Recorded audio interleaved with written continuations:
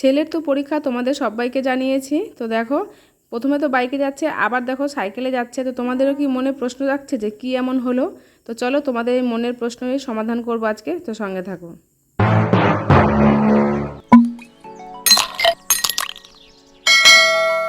Good morning বন্ধুরা, শুরু করলাম আজকে একটা নতুন ব্লগ।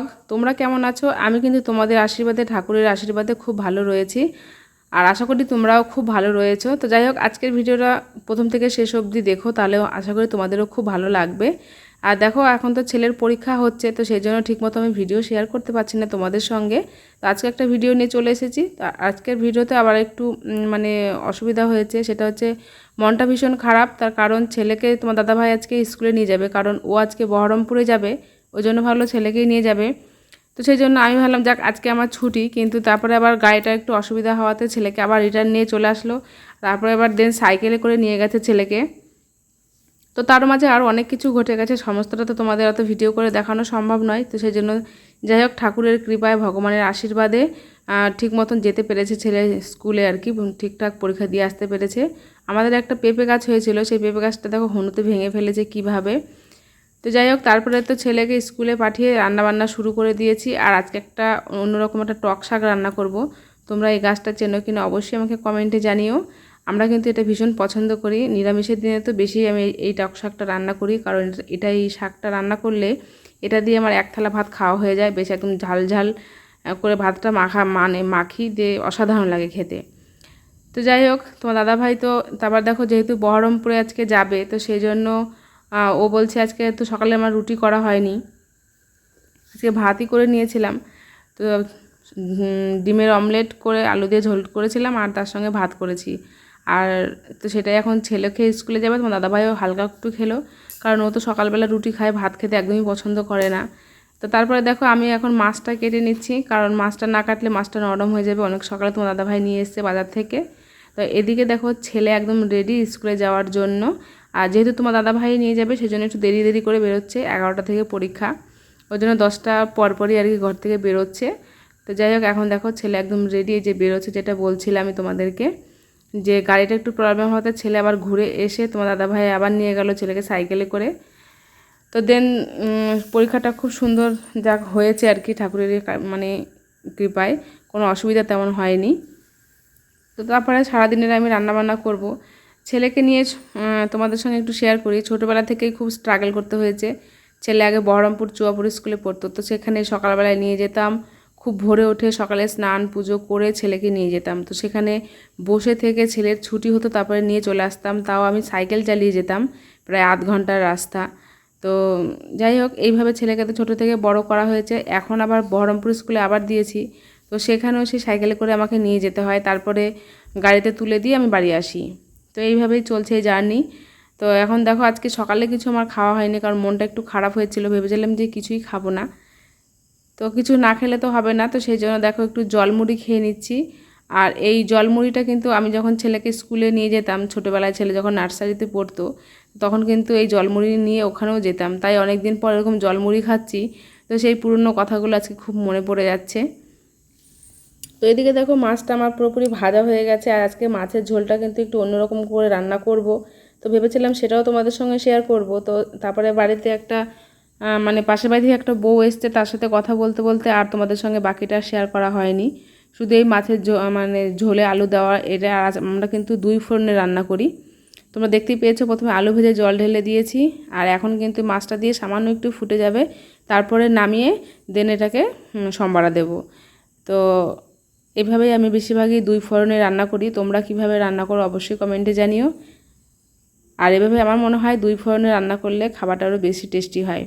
তো দেখো বন্ধুরা, আমার রান্না করতে করতে ছেলে কিন্তু বাড়ি চলে এসেছে পরীক্ষা দিয়ে। তো ছেলের হাসি মুখ দেখে বুঝতেই পারছো পরীক্ষাটা মোটামুটি ভালো হয়েছে। আর আমার তো ভীষণ চিন্তা ছিল, কারণ ছেলের পরীক্ষা না আমার পরীক্ষা আমি বুঝতেই পারি না, যতক্ষণ না বাড়িতে আসে, যতক্ষণ যদি আসলে জিজ্ঞাসা করি কি রে পরীক্ষা ভালো হয়েছে, ও যখন বলে যে হ্যাঁ ভালো হয়েছে, তখন মনটা একটু মানে ভালো লাগে। তাছাড়া মানে খুবই খারাপ লাগে। আমার সবসময় যদি চিন্তা হয় যে পরীক্ষা ঠিক মতন দিচ্ছে তো, ঠিক মতন প্রশ্ন ভালো এসছে তো, পারবে তো। তো যাই হোক, এদিকে দেখো আর একটা আজকে ঘটনা ঘটে গেছে। আমরা যে পুরনো ঘরে আগে থাকতাম, তো সেখানে সাপ ঢুকেছে, একটা বেতাঝাড় আর একটা দাঁড়ার সাপ। তো তো সাপ যে সাপই হোক না কেন, মানে সাপ ঢুকলেই ভীষণ ভয় লাগে। তো সেটা নিয়ে খানিকক্ষণ হচ্ছিল আর কি, বের করা করি। তো তারপর তোমার দাদাভাই হঠাৎ করে একটু আজকে যাবে পলাশি, তো সেই জন্য এখন ছেলে যাচ্ছে। তো দাদাভাইকে নামিয়ে দিই, ও আবার সাইকেলটা নিয়ে চলে আসবে। তারপরে দুপুরের খাওয়া দাওয়া দেখো সেরে নিয়েছি। আর তোমার দাদাভাই তো আজকে দুপুরবেলায় নেই, ওর আস্তে আস্তে সেই 3টের গাড়িটায় আসবে। তো সেই জন্য ও আসবে, ও পরে খাবে। আর দেখেছো তো সকালবেলা আমার খাওয়া খুব একটা ভালো হয়নি, শুধু জলমুড়ি খেয়েছি। ওই জন্য ভাবলাম ছেলে আর আমি এখন একসঙ্গেই খেয়ে নিই। আর একটা জিনিস বন্ধুরা, ছেলে স্কুলে যখন যাচ্ছে তো খেয়ে যাচ্ছে, যাই হোক কম বেশি, 12:30 একটার মধ্যে বাড়ি চলে আসছে, একটার মধ্যে, 1-1:30টায়, 12:30 তো পরীক্ষা শেষ হচ্ছে। তো 1-1:30টার মধ্যে বাড়ি চলে আসছে, এসেই খিদে পাচ্ছে, এসেই বলছে খাবার দাও। তো যাই হোক, তোমরা যারা মা আছো তাদের বাচ্চারা এরকম করে কিনা আমাকে একটু কমেন্টে জানিও। আর দেখো মাছ ভাজা তোমার দাদাভাইয়ের জন্য একটা রেখেছি, সকালে যে ডিমের অমলেট করেছিলাম সেটাও রয়েছে। আর মাছ ভাজাটা দেখো একদম, মানে মাছের ঝোলটা একদম একটু গামাখাই করেছি, খুব বেশি ঝোল করিনি আমি একটু। আর খাওয়া দাওয়া তো চলছে এখন। তারপরে দেখো তোমার দাদাভাই চলে এসছে। তো তোমার দাদাভাই বলছে যে আমি আর এখন ভাত খাবো না। তো ও প্যাটিস খেয়ে এসেছে, ও বলছে তাহলে আমাকে একটু আম কেটে দাও, তারপর একটু মুড়ি দাও, এইসব দাও। তো সেইগুলো তোমার দাদাভাই খেয়েছে। আর আম দেখো কেটে নিয়েছি 1 থালা। আর ও প্যাটিসটা কিন্তু ভীষণ পছন্দ করে, আর আমাদের জন্য নিয়ে আসে, ছেলে আর আমার জন্য। তো দেখো আমি তারপর একটু খেয়ে নিলাম। আর এখন দেখো তোমাদের সঙ্গে শেয়ার করছি একটা অন্যরকম জিনিস। তো এই জিনিসটা কিন্তু তোমাদেরকে শেয়ার করব যে এটা কী বানালো তোমার দাদাভাই। ভীষণ একটা জিনিস তোমার দাদাভাইয়ের মানে বুদ্ধি করে এটা বানাচ্ছে, আর আমার তো এটা বুদ্ধিতেই ছিল না আর কি। তারপরে দেখো বাড়ির পাশে একটু বাড়ির পুজো হয়েছে, তাই একটু সিন্নি প্রসাদ খেতে এসেছি। তো মনটা কয়েকদিন থেকে সিন্নি প্রসাদ খাওয়ার জন্য একবার ব্যাকুল হয়ে উঠেছিল। তো যাই হোক, ফাইনালি ভগবান সেই ইচ্ছাটাও পূর্ণ করে দিল। তারপরে দেখো রাত্রের খাবার দাবার তো করতেই হবে। তার মধ্যে তোমার দাদাভাই আবার একটু গেছিলো বাজারে, ওরই নিজস্ব কাজে গেছিলো। তো সেখান থেকে আবার তরকারি নিয়ে চলে এসছে। আর দুপুরে তো মাছ করেছিলাম, অনেক কিছু রান্না করেছিলাম, সেইগুলো দেখো একটু রয়েছে। আর যে তরকা নিয়ে এসছে। তো যাই হোক, এখন রুটিগুলো করে তরকাটা দিয়ে রাত্রের খাবার করব। আর আজকে যেহেতু দুপুরবেলা ভাত করেছিলাম একদম ঠিকঠাক, ভাত আর নেই, তো সেই জন্য একটু রুটিটা বেশি করতে হচ্ছে। তোমার দাদাভাইকে বললাম তাহলে আমাদের গ্যাসটা নামিয়ে দাও। তো সেই জন্য দেখো গ্যাসটা নামিয়ে দিচ্ছে, রুটিগুলো করছি। আর জানো তো গ্যাসে রুটিগুলো করলে খুব ভালো হয়, প্রত্যেকটা একবার ডুমু ডুমু হয়ে একদম মানে ফুলে ওঠে, খুব ভালো লাগে। উনুনে করলেও ভালো হয়, কিন্তু আমার মনে হয় গ্যাসে করলে বেশি ভালো হয়। আর জানো, অনেকে বন্ধুরা তোমাদের জানা থাকলে আমাকে কমেন্টে জানিও যে এরকম গ্যাসে ছেঁকলে নাকি সেইটা খাওয়া নাকি খুব ক্ষতি। তো এটা কিন্তু আমি জানি না এই বিষয়টা। তো তোমাদের জানা থাকলে সেটা আমাকে কমেন্টে অবশ্যই জানিও। এটা কিন্তু আমি অনেকজনের কাছ থেকেই শুনেছি যে গ্যাসের যে রেটা ওঠে সেটা নাকি খুব মানে ক্ষতিকর আর কি। তো যাই হোক, খেতে বসেছি। খাওয়া দাওয়া তো বুঝতেই পারছো একদম ফাটাফাটি লেভেলের হবে। তার কারণ রয়েছে, ঘুগনি রয়েছে, আমার এই তরকা রয়েছে, তার সঙ্গে আমার যা দেখো আবার দিয়ে পাঠিয়েছে ঘুগনি। আর আমি তো দুপুরবেলা মাছ করেছিলাম, সেইগুলো তো সমস্ত কিছুই দেখো একটু একটু করে রয়েছে।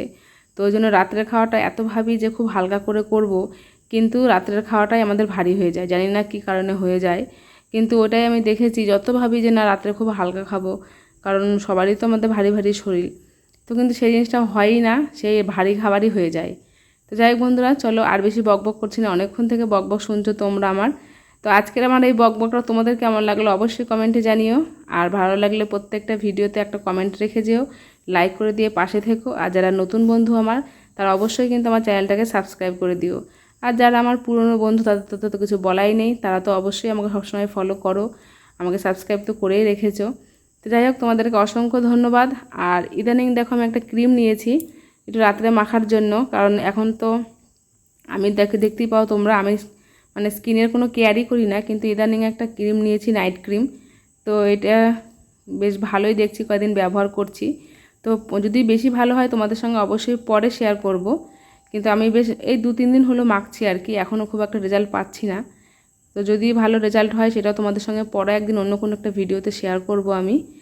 তো যাই বন্ধুরা, আজ আসি, তোমাদের সঙ্গে অনেকক্ষণ গল্প করলাম, খুব ভালো লাগে তোমাদের সঙ্গে গল্প করতে। আর সত্যি ভিডিওটা আমার একটা শখের জিনিস, ভীষণই ভালো লাগে ভিডিও করতেও আমার। তো সারাদিনে যে ডেলি যা যা করলাম আমি সেগুলোই তোমাদের সঙ্গে আমার লাইফস্টাইলটা শেয়ার করলাম আজকের। তো যাই হোক, তোমরা সবাই খুব ভালো থেকো, ঠাকুরের কৃপায় সুস্থ থেকো। আর সবাই কিন্তু আমার ভিডিও দেখতে ভুলো না, একদমই আমার ভিডিও দেখতে থেকো। সবাইকে অসংখ্য ধন্যবাদ, গুড নাইট। আজ আসি, দেখা হচ্ছে অন্য কোনো ব্লগে খুব তাড়াতাড়ি তোমাদের সঙ্গে। Thank you.